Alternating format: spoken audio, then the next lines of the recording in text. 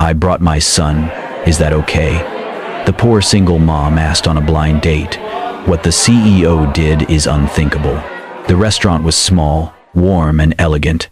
One of those tucked-away French places with soft lighting and low music, where even the clinking of glasses felt choreographed.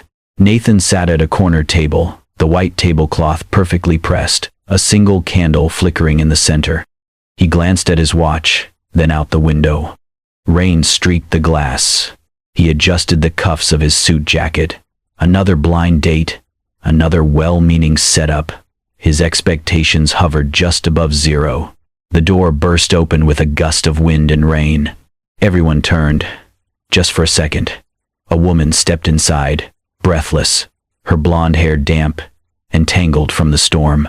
In her arms, a small boy clung tightly, his superhero t-shirt damp against her shoulder, a toy car clasped in one hand.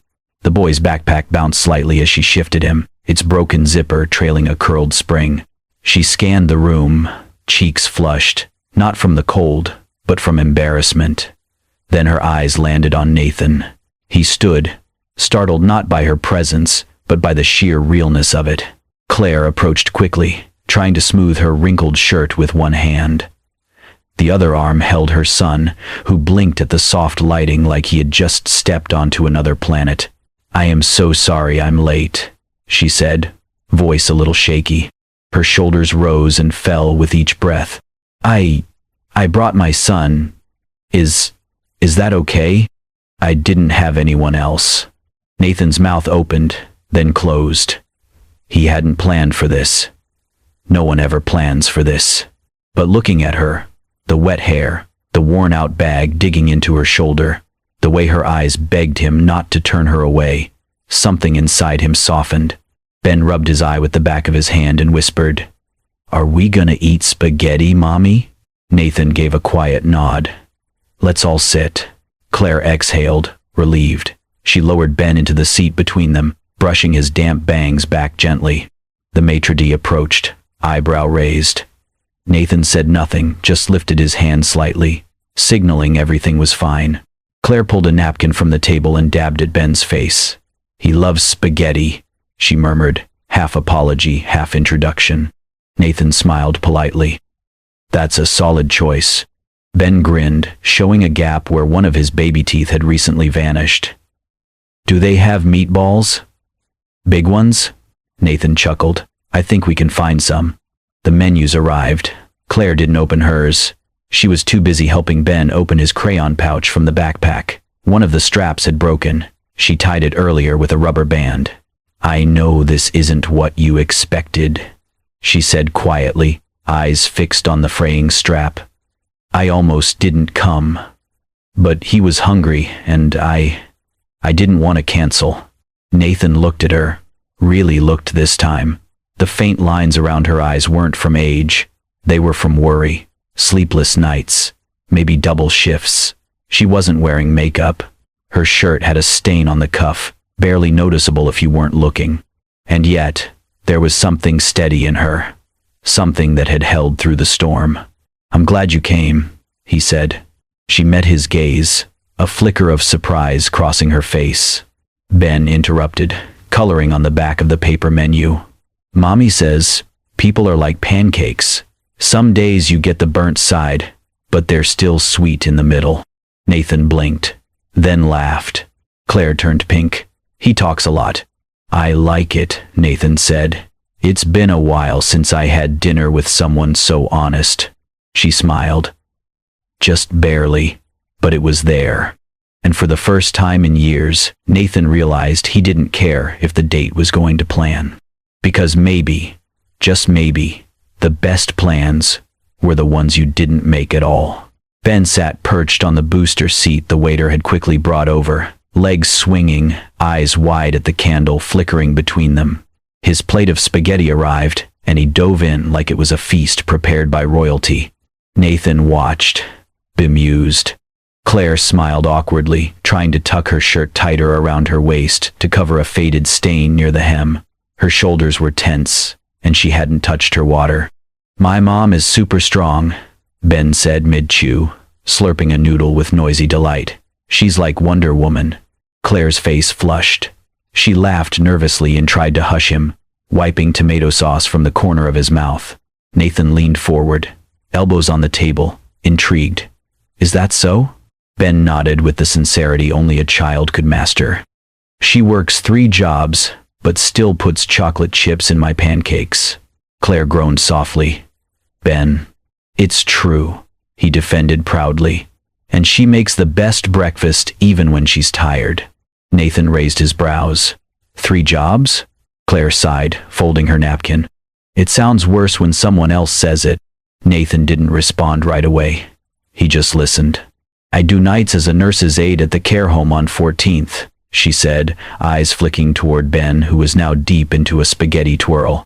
Mornings I clean a few offices downtown, and in the afternoons, well, I bake for a few local cafes. Nothing fancy, just muffins and banana bread.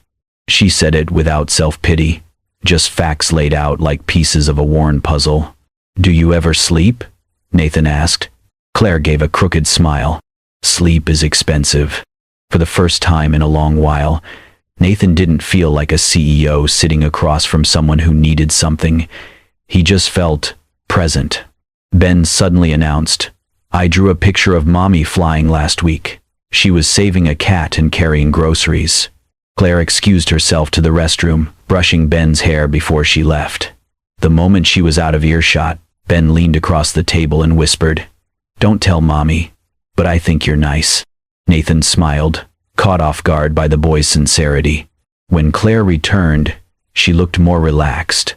She sipped her water, glanced at Nathan and asked, So, what do you do when you're not rescuing people from soggy dinner dates? Nathan chuckled. Spreadsheets, meetings, emails. Mostly I just try to make things sound important. She tilted her head, amused. Do you like it? He hesitated. Some days more than others. Their conversation wandered. Claire shared a story about Ben once mistaking an elderly woman in the park for his late grandmother. He asked if she got mail from heaven. When I told him Grandma couldn't send letters, he built a spaceship out of a milk crate and said he'd deliver one himself. Nathan laughed. A full, deep laugh that surprised even him. Claire shrugged. When you can't afford grief counseling, you invent space missions. The laughter faded, replaced by a moment of quiet. Nathan looked at her, not at her clothes or her tired eyes, but at the fire she carried underneath it all. She wasn't polished. She wasn't part of his world, but she was something else entirely. The check came, and Claire reached automatically for her wallet. Nathan stopped her with a gentle shake of his head. It's on me. She hesitated. You don't have to. I want to. She nodded slowly, then stood, helping Ben into his jacket. The night air waited outside, heavy with the smell of rain on pavement. Thank you, Claire said, hoisting her bag onto her shoulder. For not making it weird. Nathan smiled. For what it's worth, it's the best dinner I've had in months. Claire turned, her son's hand in hers. Good night. Ben waved. Bye, Mr. Spaghetti.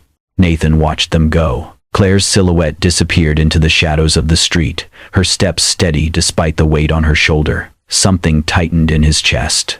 She was unlike anyone he'd ever met, and he wasn't sure he wanted this to be the last time. The next morning, Claire's name appeared on the assignment clipboard with a red arrow pointing up.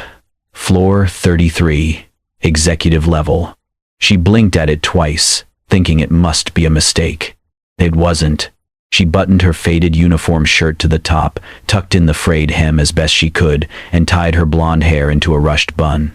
Her shoes squeaked softly against the sleek marble as she stepped off the elevator into silence. The air on the 33rd floor was different, cooler, quieter. Like everything here cost more than a month's rent. She pushed her cart forward and opened the door to the CEO's office.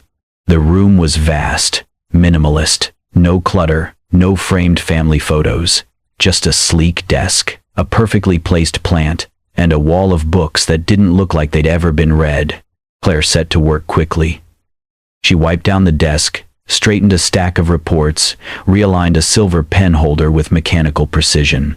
She moved to the shelf and began dusting, careful not to breathe too loudly. Then, without warning, the back door clicked open.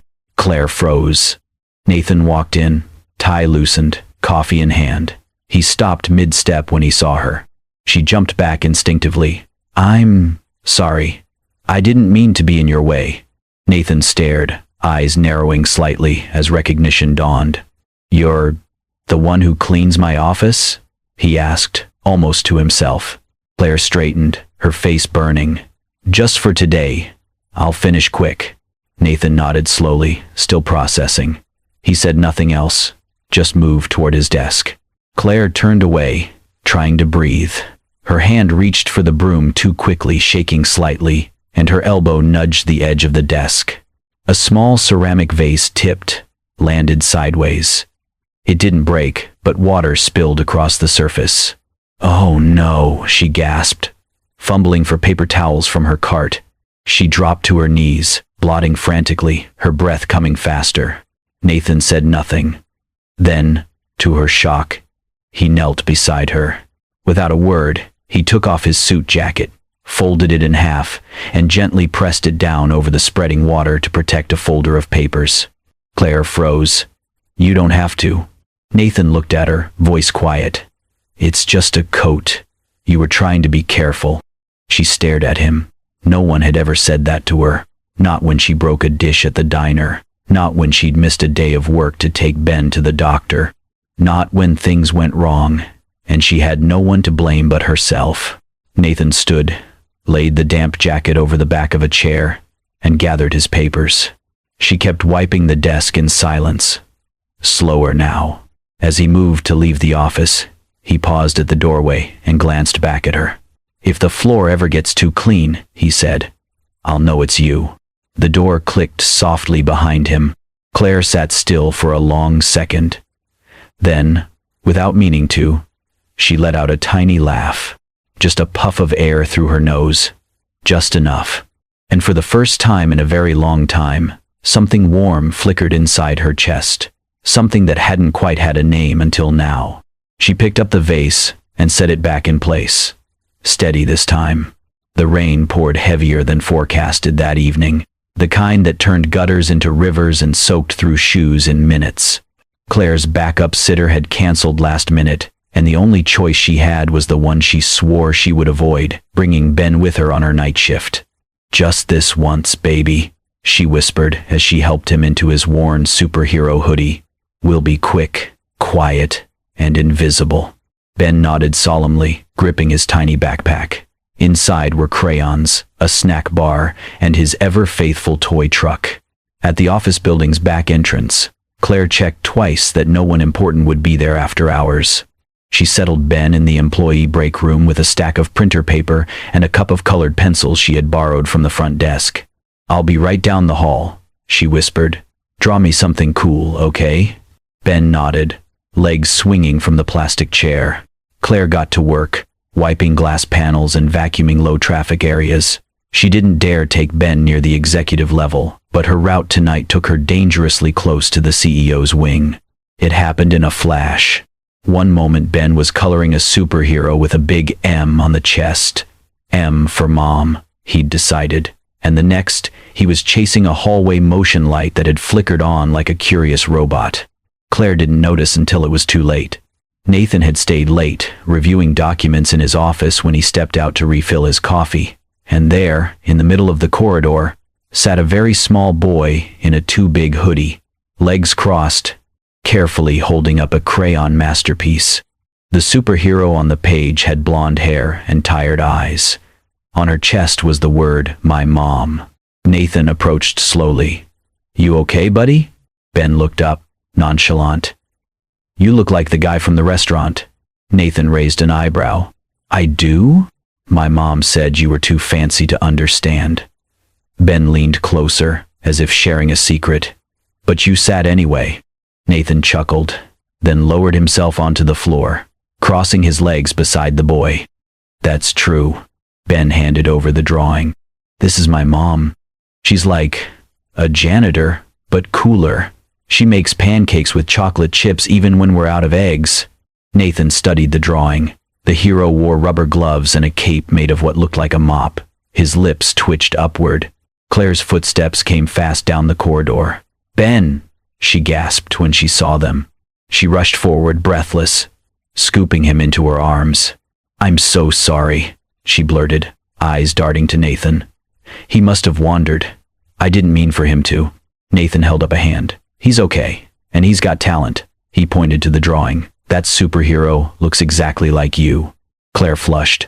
Then Ben, still in her arms, looked between them and asked with wide eyes, "Uncle Nathan, are you my mom's boss?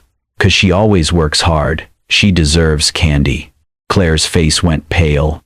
Nathan blinked, then burst into a short, helpless laugh. He reached into his coat pocket and pulled out a chocolate bar, slightly melted. "Approved," he said, handing it to Ben with a wink.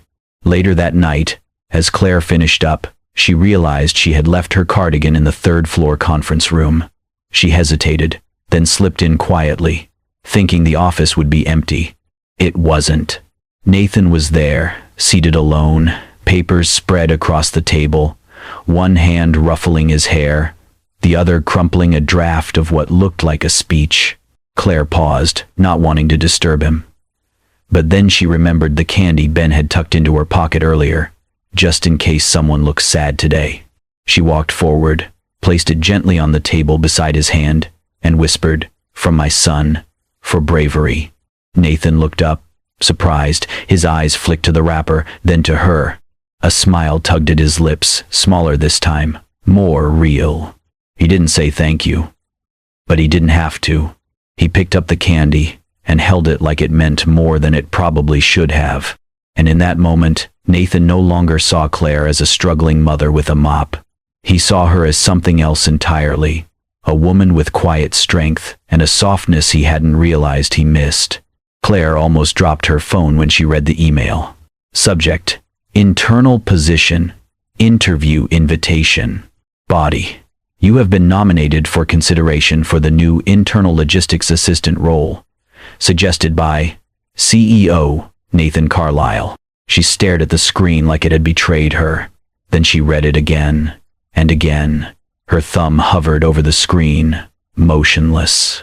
Her heart thudded so loudly she barely registered the sound of Ben in the next room, humming softly as he arranged his little army of plastic dinosaurs. An office job, regular hours, a real salary, health insurance, weekends off. The kind of job she used to have in another life, before everything unraveled. No more hauling cleaning carts past midnight. No more rubbing at chemical burns on her knuckles with cheap lotion. No more collapsing onto her mattress before sunrise, while Ben tried to whisper her awake, just to say good morning. She exhaled sharply, and for a second, her hand went to her mouth. It was too much, too sudden. Why her? And why now? Claire printed the email, folded it in half, then in half again, and tucked it into her purse like it was too sacred to crumple. She barely slept that night. Ben curled up beside her, one arm flung over her waist, his breath warm and steady. But Claire lay awake, watching the ceiling blur and sharpen with every passing hour. The next morning, she dropped Ben off with their neighbor, Mrs. Darnell, the only person who never asked questions, and rode the elevator to the 33rd floor. The same elevator she cleaned every Tuesday night. Today it smelled like perfume and glass cleaner, but it wasn't her job to check. Each ding ratcheted up the tightness in her chest. Nathan's assistant greeted her with a small smile. "He's expecting you." Claire smoothed her hair and stepped toward the glass doors. She knocked once. Nathan looked up, surprise flickering across his face before he stood. "Claire, come in." She stepped inside but didn't sit. Her hands were white-knuckling the folded printout. "Why are you doing this?" she asked, voice raw, not accusatory, just full of the kind of disbelief that only comes after years of surviving, not hoping. Nathan paused. "Because I see you. Every night, after everyone else is gone, you're still fixing things, making things better, quietly, carefully. And your son? He sees you, too. Like the world is only held together because you're in it." He walked around his desk and handed her a folder. This is the role. Set hours, full benefits, flexible with school pickups and sick days. We included a childcare stipend. It's not a gift, Claire. It's recognition. She opened the folder. It was all there. Organized, clear, respectful. Her name wasn't on it, but it felt like it was written just for her. You made this? She whispered. For whoever deserves it, he said gently. Claire stared at the pages. Her throat burned. Slowly, she closed the folder and pushed it back. I can't take something if I'm going to spend every day wondering if I earned it, or if it's just mercy dressed up as kindness. Nathan's expression held, but something in his eyes, something older, sadder, quieted. This isn't pity, Claire. I know, but I need to believe I got here on my own 2 feet. Not because someone felt sorry, even if that someone meant well. Nathan nodded, just once. Like a man who had expected the answer before it came. Claire turned to go. At the door, she paused, her voice a whisper of breath and steel.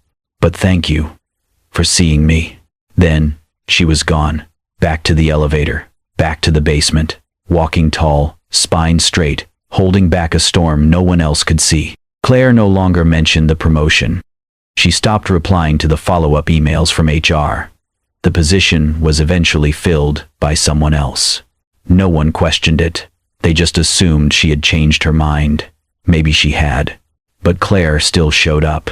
Still worked the graveyard shift. Still moved like a ghost through the quiet halls. Mop in one hand, the weight of motherhood in the other. Her name remained off every plaque, but her touch lingered on polished floors and wiped counters. Her presence was in the things people didn't notice, and she preferred it that way. Until one night, after cleaning the executive kitchen, Claire ducked into the break room. She went to her locker, opened it, and froze. Inside sat a small package wrapped in brown paper and tied with twine. No card, no sender name. Just a sticky note, written in bold, neat handwriting. For Supermom, with admiration, not pity. Claire's throat tightened. She opened the package slowly.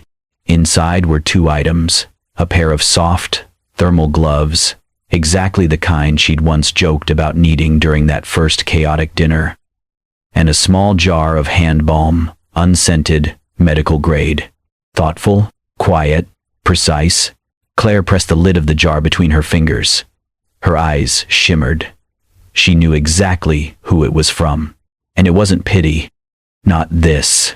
That same week, halfway across the city, Nathan Carlisle sat in a sleek studio under hot lights, waiting to be called onto a nationally broadcast CEO talk show. A producer with a clipboard leaned in. "We're featuring executives redefining leadership," she said. "Stick to success stories, clean sound bites, talk about strategy, margin growth, that kind of thing." Nathan nodded absently. His hand was inside his coat pocket, feeling the edges of a small folded paper. When his segment began, the host greeted him with polished charm. "Nathan Carlisle, known for restructuring your company's culture from the ground up. What's your secret?" Nathan paused, glancing at the camera.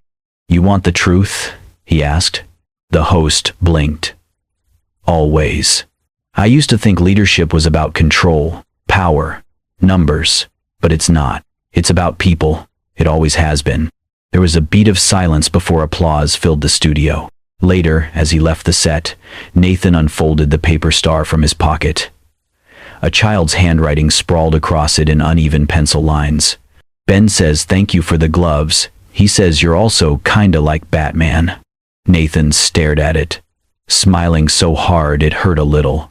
That night, he drove to the office, though he had no meetings, no emergencies, just instinct.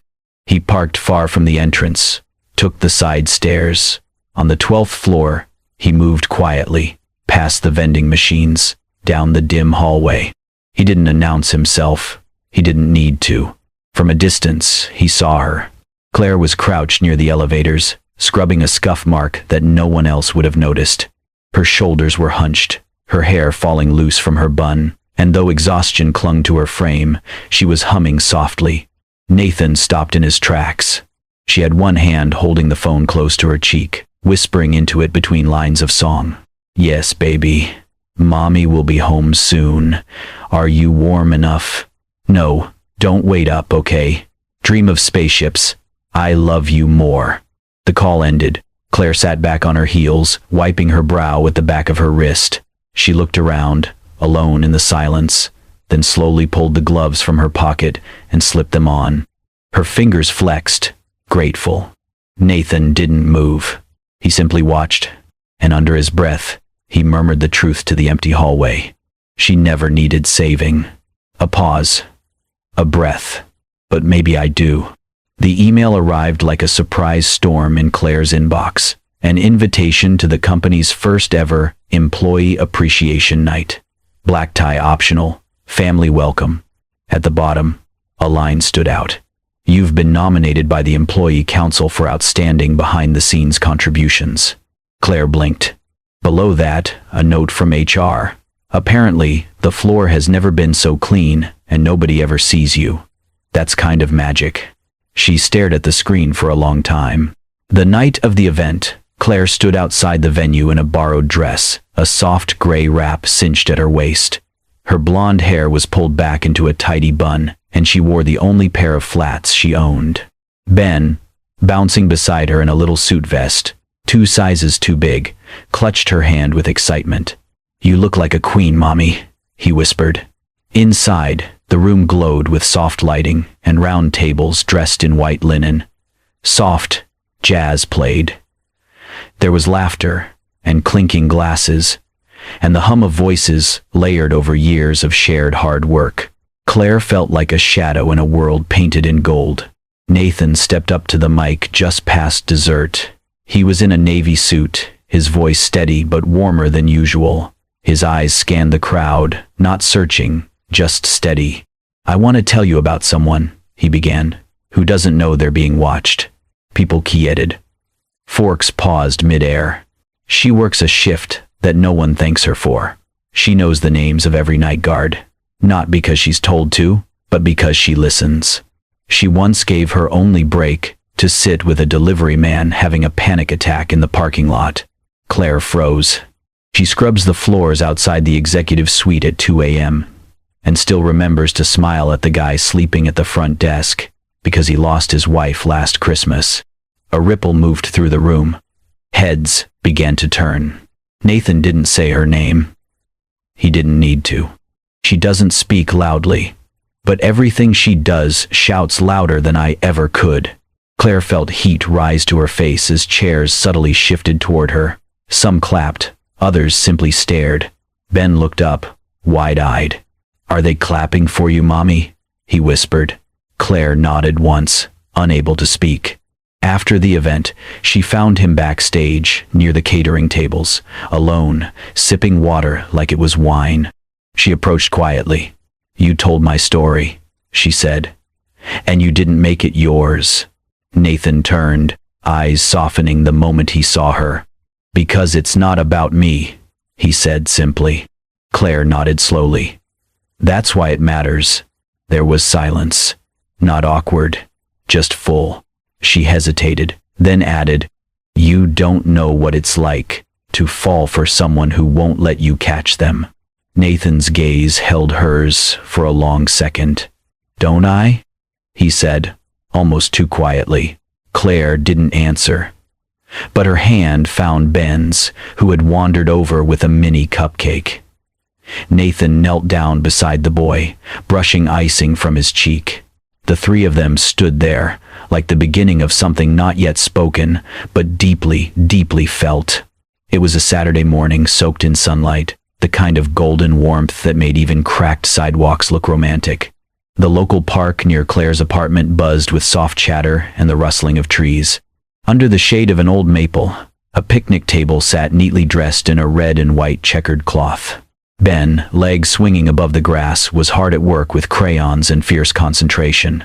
He was coloring a drawing labeled Super Family with 3 figures: a mom in a superhero cape, a man in a suit with a red cape, clearly Nathan, and a boy riding a cardboard train labeled Ben Express. Nathan arrived in rolled-up sleeves and casual jeans, carrying a large bakery box with both hands like it was a sacred object. No flowers, no jewelry, just a box.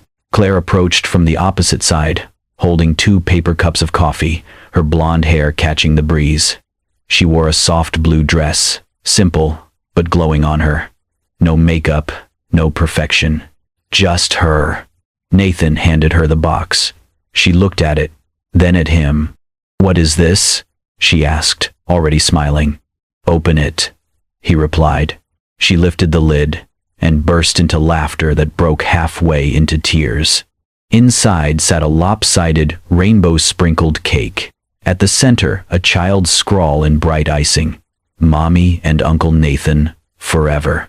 She blinked through the sudden sting in her eyes. "You didn't have to." "Ben did," Nathan said with a small shrug. "He said it's not official without frosting." Ben climbed onto the bench, nodding solemnly. "It's true. Miss Patty from school said all forever things need cake." So they ate it. Together. Mini plastic forks and sticky fingers, sips of lukewarm coffee, giggles that didn't need translation. Ben, mid-chew, paused. He looked at Nathan with the unwavering intensity only 4-year-olds and philosophers possess. "Can I call you Dad now?" he asked. "Or do we have to wait for the wedding cake?" Claire choked slightly on her coffee, eyes wide. Nathan leaned in close to the boy, smiled like he'd been asked the most important question in the world, and whispered, "Only if I get to call you my sidekick forever." Ben nodded seriously, then beamed like 1,000 suns. Claire looked at them, her 2 superheroes, and reached out instinctively, taking Nathan's hand in hers. They didn't need fanfare. The world could keep its headlines and highlight reels. That afternoon, they packed up slowly. Crumbs and crayon wrappers, half a coloring page, a half-finished drawing of a cape fluttering behind a faceless hero. Claire reached for her old canvas bag, the one she'd carried through so many nights, filled with snacks and spare clothes and worry. Before she could sling it over her shoulder, Nathan stopped her. From behind his back, he pulled a smaller, sleeker tote, still simple, but new. "For you," he said. "New adventures don't need old weight." She looked at the bag, then at him, and she smiled. Fully, brightly, no apologies, no hesitation. There was no rain, no permission needed, only family. At last, if this story touched your heart, imagine how many more are waiting to be told. Claire, Ben, and Nathan remind us that love doesn't always arrive perfectly wrapped. It shows up with rain-soaked shoes, superhero crayons, and a little frosting on top. If you believe in second chances, quiet strength, and the kind of kindness that changes lives, subscribe to Kindness and Love Tales. Every story here is a reminder. The world needs more tender